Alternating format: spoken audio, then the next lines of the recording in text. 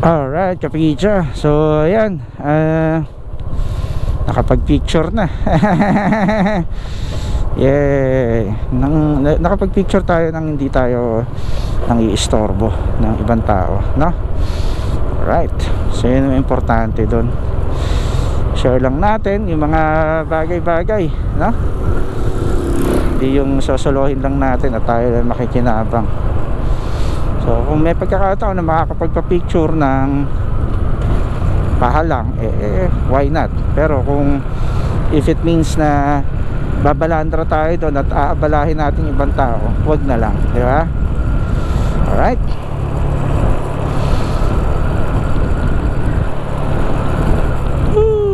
Ganda na ibon, diba?